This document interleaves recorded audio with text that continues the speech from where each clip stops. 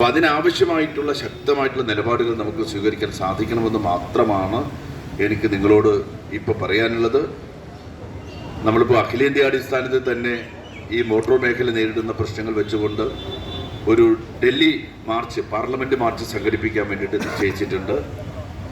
അത് ആ മാർച്ചിലും നമ്മുടെ പ്രതിനിധികളായിട്ടുള്ള ആളുകൾക്ക് പോകേണ്ടതായിട്ട് വരും. നമുക്ക് എല്ലാവർക്കും പോകാൻ വേണ്ടി സാധിക്കുകയില്ല, പക്ഷേ നമ്മുടെ പ്രതിനിധികൾ ആ മാർച്ചിലും പങ്കെടുക്കണം.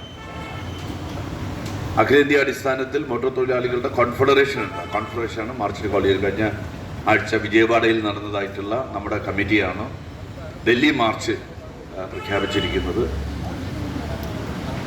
നിശ്ചയമായിട്ട് ഈ വിഷയങ്ങൾ ഇപ്പോൾ നമ്മുടെ ഒരു പ്രശ്നം എന്ന് പറയുന്നത്, ഈ കേന്ദ്ര ഗവൺമെൻറ് കൊണ്ടുവരുന്നതായിട്ടുള്ള നിയമങ്ങളെല്ലാം തന്നെ ആദ്യം നടപ്പിലാക്കാനായിട്ട് ശ്രമിക്കുന്ന സ്റ്റേറ്റ് നമ്മുടേതായിട്ട് മാറിയിട്ടുണ്ട്.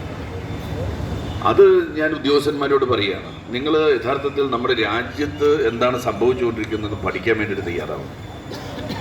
പലയിടത്തും